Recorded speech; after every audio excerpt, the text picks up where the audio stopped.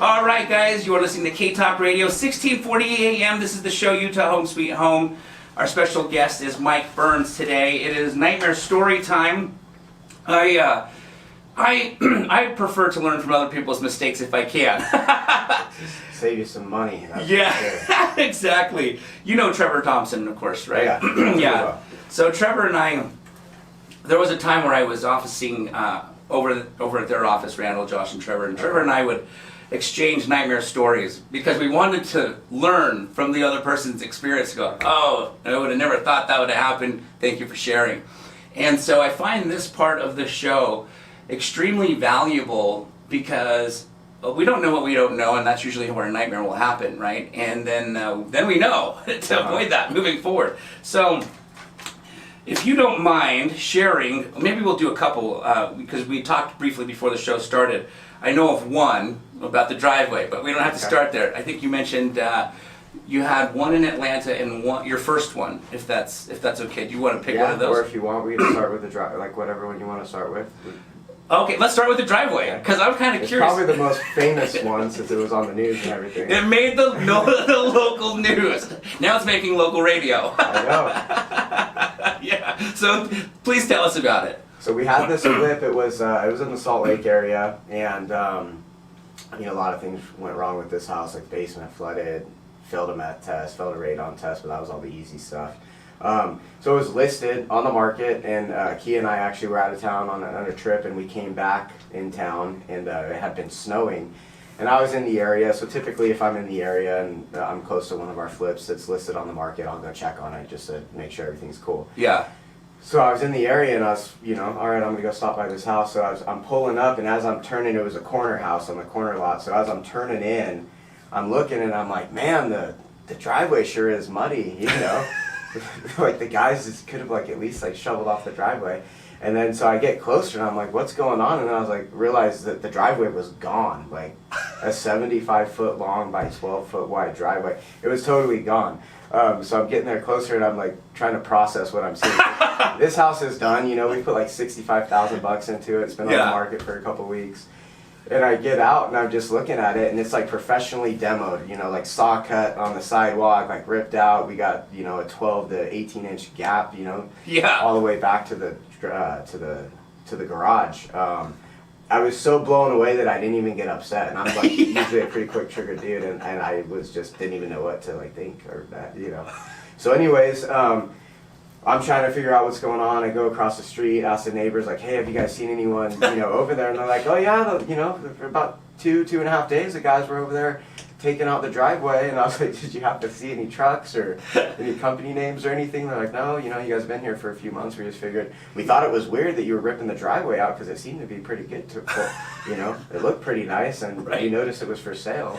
We thought that was kind of weird, and I was like, yeah, so if you ever see that again, a phone call for sure, dude. Yeah. So, I drove the area trying to see, if there was any concrete work going on, but I think they just hit the wrong house, and owned up to it. But we flipped a lot of houses. I've been doing this, 8 or 9 years, and that's definitely the strangest thing I've experienced so far. The strangest thing I've ever heard of all our friends and anybody I know who flips houses. Yeah, so one of the neighbors, on our side of the street, a few houses down, so we're going and talking to the neighbors, seeing if anyone had, cameras on their Ring doorbell or whatever, trying to see if we could figure out who did it. And she was so upset about it, and upset that I told her the police told us that it's not vandalism, and so that was going to affect the insurance claim situation too. So she ends up calling the news. So I'm out there trying to figure it out, and then the news rolls up and they want to do a story. So we end up being on the news. Never found the driveway, sold the house, and here we are. No way! Did you pour a new one? Yeah, we had to pour a new one. So the whole thing cost us about $8,000. Wow! But whoever did that demo job alone, it's probably be $4,000, $5,000, $6,000. They did a nice job. If I paid them for it, I'd have been happy with it. Right. We just weren't looking for that. Yeah, that's insane. Because I've had the AC units, air conditioning units out be in my flips get stolen, and I'm like, dang it! And they're brand new, and I had to put a new one in. I've had people break into my flips. But when I saw your post, I was like, that's insane. I've never heard of anyone taking a driveway. That's a crazy nightmare story. any lesson, I mean, I don't know what you could have done different, any lesson that was learned there? I mean, I think just my mind, like to go back to a positive and just, you know, my coaching, my training and working on the mindset and just not getting upset about it and dwelling on it for a week or whatever. So like we literally within a couple of days had a new driveway poured and just trying to reset and deal with the situation. It is what it is at that point. My concrete is gone. So. And I bet that was expensive at the dump, right? Whoever took it to the dump and. Yeah, I mean, whoever. 75 feet. Yeah, because I mean, it was perfect. You know, they saw cut it. It was a well done job. So just not at the right house. Wow. I wonder what went through their mind when they realized, crap, that was the wrong house. Because they were probably scheduled to come pour. Yeah, I'm sure they went to collect a check and realized, oh, whoops. Yeah, exactly. And the original person who had hired him, like, no, my driveway's still outside. You haven't taken it away yet. Yeah. So I don't know, crazy situation. So yeah, that's one of them. But speaking of ACs, so the Utah market's been so competitive. We were looking at maybe trying to do some out-of-state stuff. So we ended up buying a flip in Atlanta. And I would take my top 3 worst deals ever again before I did this Atlanta deal. Got it. Again, like this AC. So we'll start with the ACs. I had to put an AC in 3 times. Oh my gosh. Yeah. So, but this deal, our typical flip, we're in it. We own the house 4 to 6 months. From the time we buy it to the time we close on the back end. We had this thing for 14 and a half months. Wow. Everything went wrong. I trusted a guy here in Utah that was a mistake. I shouldn't have done that. And then there was a boots on the ground partner locally that never showed up and was MIA. So the regular photos and videos that I was told would happen never happened. The contractor that they had quote unquote been working with for a couple years and done dozens and dozens of deals, that was a lie and not true. So I mean, long story short, we had the deal for 14 and a half months. I had to pay for an AC 3 times because the first contractor didn't put it in, and then, or no, he said he put it in and he didn't, and then I had a faulty lien on title from a different HVAC guy that put a AC and furnace in and then never got paid. So my gosh. So I paid the first contractor for it, then I had to pay off this lien just to get the home sold that I found out about a week before closing. Oh jeez. And then the day before closing, the buyers go do their final walkthrough and the agent sends a photo and the AC was gone. Like, oh my gosh. I was probably one of the most defeated feelings. It was a Saturday morning at like 7 a.m. Mountain Time, and I'm not a morning person. My phone's going off, and I see it's an Atlanta number, and like anything Atlanta, I'm just triggered. So I'm answering, like, "What's up?" Yeah. And he's like, "Dude, the AC's gone," and I was just like, my heart just hit the floor. But yeah, so it was just a bad deal, and then we ended up losing like 40 grand on the deal too. Oh jeez. So we thought. You don't know what you don't know, and even though all the comps and everything, I know how to value property pretty well at this point. On paper, everything looked good. I had 3 good comps within a half mile of this house, and I was just in this weird little pocket neighborhood. So we thought we'd sell it for like $280, and we ended up selling it for $216. Oh wow! Plus, I had 14 and a half months of hard money, over budget. So I flew out there 3 times. Like it was just not a good experience. Wow. Lesson there. If you could do that over, or maybe you just wouldn't do it again.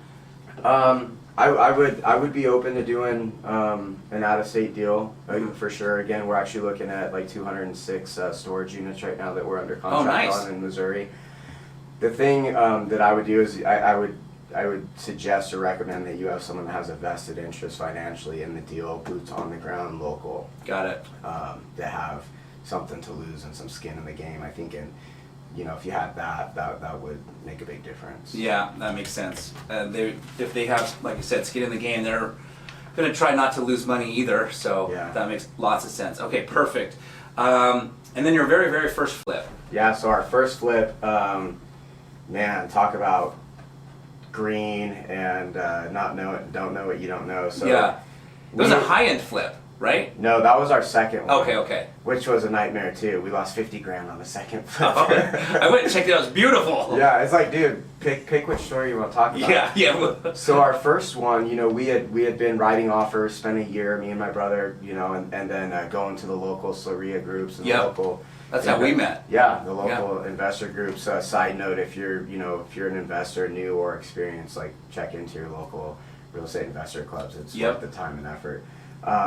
So, anyways, we get a call on. Yeah, so we get a call on I get a call on a Friday afternoon, late afternoon, evening. This dude's like, "Hey, I got this deal. Are you interested in it?" And I'm like, "Yeah." He's like, "Okay, well, here's the thing. It's got to close on Monday, and it's Friday. After hours." Wow. I'm like, "Okay, I've never done a deal before, but I'm sitting there. Yeah, man, sure. Yeah, I'll check it out. I'll be down there." So I go meet this guy at the house. It's just up the road from where we're at now in Sugar House. Okay. And there's probably 18 inches of snow on the ground. So you can't see the yard, can't see anything. So we're walking through the snow. We go up into the house and walk through the house. Everything looks good, And I take this dude's word for it on his ARV. Yeah. I take his word for it on the repairs. Like, I have no idea what stuff costs, right. know? And this guy's done some deals before, and for whatever reason, their money fell out, or the buyer fell out. I think he was a wholesaler. Got it. So I'm just like literally listening to his numbers, his plan, and I'm like, yeah, sounds good. I just want to do a deal so bad. Yeah. A year, right? Right. So we just so happened the week before that there was like they used to do the quarterly seminars at Soria. Oh yeah. And I had met this guy named Gary, and he had just sold his business, a year before that or whatever, and he was looking to start lending some private hard money. And kind of a quieter, timid guy, and I was just hanging out, building relationships, do what I do, and ended up talking with him and his wife. And we had just so happened to set a meeting with them to have lunch on Saturday. Oh wow. The same day, like that afternoon, the days that I'm looking at this deal. So I tell the guy, hey man, I'll get back to you. Let me look into it. Just acting like I know what's going on. Yeah. I have no idea how this is even going to happen. I'm going to close the deal on Monday. Right. It's Saturday. So I wrap that meeting up with the guy, and then we go to lunch, and it's me and my brother, and my brother just had his kid. So I'm like, dude, bring Nigel. That's my nephew. He's like 8 months old. I'm like, bring him to the meeting. We need to look. Yeah. We need some sympathy play here. So we have the meeting with. His name is Gary and his wife, and I wussed out. I didn't even bring up the deal. So we have an hour meeting, and then we're like literally getting up, shaking hands. All right, we'll stay in touch. And he's like, well, let us know if you have anything. And we're literally up, and we're leaving the booth. Yeah. I'm like, all right, we actually have a deal right now. I just spew it out. We have a deal, because it was like now or never moment. Yeah. And he's like, oh, you do? Well, let's hear about it. And I'm like, yeah. So we sit back down, and I'm like, here's the deal, but it has to close on Monday. And he's like looking at me. He's not done a private money loan before. I've never done a flip before. And they're like, well, so I tell him the details of it, and he's like, okay, well, let us think about it. Yeah. So he calls me like, I don't know, an hour and a half later, and he's like, Michael, we're going to take a big risk on you, and we're going to do this deal. And he funded the deal on Monday. Wow. And like even today, I've done a lot of deals, and I got tons of access to like funding a deal. Yeah. On that short a notice would be tough now. Right. So anyways, bought the deal. We hired a contractor. We interviewed a few. We ended up hiring this general contractor, and he was like 8 weeks behind schedule. He took 3 vacations during the project. Oh. Like it was, you'd show up, no one was working for a week, and I'm, a young dude. I was, 23 at the time, 24 at the time, and he's this older guy, kind of thinking he can push me around. So then finally, we're way over schedule, and then he comes to me and he's like, hey, there's going to be an extra 16 grand that you owe me. And I'm like, dude, like there's a contract, we didn't talk about any change orders. And he's like, well, I was trying to help you out. I'm like, well, you can't be helping me out and spending my money without my permission at the same time. So which one is it? Like, you're helping me, So we go back and forth, and I said, dude, get off the property. Like you're not welcome back here. Like you're done. I'm gonna have someone else finish it. So then he leaves, and me and him meet like a week later in the parking lot at Einstein's Bagels, and he basically is like, you're gonna give me this money, or I'm gonna put a lien on the house. Again, I'm green, brand new. I'm like, okay. I'm not giving you money, dude. Like, screw you. It was, not that nice. But anyways, So fast forward it, we put the house on the market, like end up finishing the project, put the house on the market. We end up selling it and the market was going up, so we got lucky. But this lien was still on the title of the property. So then we get the appraisal, comes back for the buyers, and then the underwriter requests a second appraisal because that was when they had the whole 90-day FHA rule. So then the second appraisal comes in and it comes in lower than the first one. So now I'm having to understand as a new investor why I have to lower the purchase price because of this second appraisal, and why is there even a second appraisal? Right. So now we're having to lower the purchase price, and then now we can't close this deal because I have this faulty lien. So then we get our attorney Jeff, who we all know, and he sends a letter. So then we spend 2 weeks going back and forth with this contractor, and he's like trying to negotiate with me. Yeah. Then the contractor gets in an accident and he's in the hospital. He says he was on life support, whether that's true or not, I don't know, but he's in the hospital now. I'm trying to sell this house that I can't sell. We have to lower the price. We're like way over budget and timelines at this point. So fast forward, we go back and forth, and it comes down to us like basically we're going to start a lawsuit against you. He finally drops the lien, but we were able to close the deal, and then title just held 1.5 times the amount of the lien. So we sold the house, and then we just didn't get any money for a while, and then finally we got that whole thing done. We made 24 grand on the deal. Nice. We got so lucky, dude. Like we did everything wrong. The only thing that went right was the market went up for us. Right. So we made 24,000 on that. So it ended up being a good deal. We did the landscaping ourselves and a lot of stuff ourselves, and never looked back. We closed that deal. I walked away from my other business, rolled into our second flip that we lost 50 grand on. And then we lost like 12,000 on our third one. So the first 18 months was just like real rough. Gotcha. I mean, sometimes that's the best learning experiences though, right? I mean, you probably learned more in those 18 months than you did probably the 3 years after that. Well, and who you become to get through those, and when you go through, especially that second deal where we lost 50 grand and it took me like 6 months to pay my dad back some money I borrowed. When you go through that and you get out on the other side and you realize, do a pulse check and you survive, you made it through, like just that growth you have and the confidence you build within yourself, like you can't put a dollar value on that. Yeah. So every loss that I've had on deals have actually catapulted me forward in a weird roundabout way. Yeah. So it's easy to say that looking back. When you're going through it, it's like, man, this sucks, but right. On the other side, it's always actually been a blessing in a weird way. Yeah, and now, I mean, the last time we chatted about what you were doing was at a Slurry event probably 9-10 months ago. You had 12 renovations, 12 flips going on at that moment. So, I mean, you've grown dramatically because that's not common, and that people will have that many flips going on at one given moment. Yeah. So what's your average, if you don't mind sharing, that you typically will have? You said 6 crews, so you've had a lot of deals. Right now I have 16 flips. Wow. And that's, some of them are listed on the market, some of them are mid-rehab, some of them we just closed on. Like we bought 5 houses this week, which was a huge week for us. So, yeah. But on average, I say we probably have between 10 and 15 at a time. That's awesome. And they're at different stages, but I think the most like under construction at once was 9 or 10. Got it. That's that's a lot of headbanging for sure. Right. Very cool. So yeah, I feel my nightmare stories are the best lessons that I've ever had, as far as real estate investing. I learned more on those than the ones that I killed it and made a great profit on. The ones you make a great profit tend to give you all this false confidence sometimes that you know everything, and then the next one humbles you. Yeah, no, when things go good and you're on a roll, it's really easy to kind of get that going. Yeah. And those were the investing ones. The ones that are, get real mentally tough to deal with is on the retail side. Yeah. When you got stuff going sideways on a mortgage or on like a real estate transaction that you're the agent on, and people's lives are affected by it, those will keep you up at night too, when you just... Absolutely. And you'll see the best and the worst of people in a real estate transaction, man, I'll tell you. Right. I believe it. Okay, so it's time for another commercial break. When we come back, Mike is going to tell us what the average day for Mike Burns looks like. Because I'm curious, because he has a flipping business, a lending business, a rental portfolio, a fixing and flipping business, that he has 6 crews that he has to manage. It's probably pretty hectic, so I'm anxious to hear about it. And You guys are definitely not going to want to go away because I'm sure you're going to learn some valuable stuff from just a simple of what a day looks like from Mike Burns. All right, stay tuned.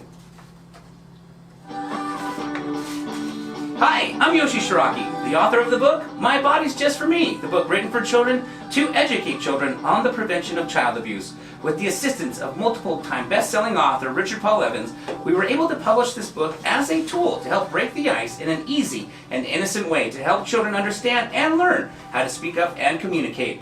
I've been invited numerous times out to Good Things Utah to discuss the importance of good communication with your child in regards to abuse, and also to discuss how the book, My Body's Just For Me, is a great tool for every parent when having that tricky conversation with their children.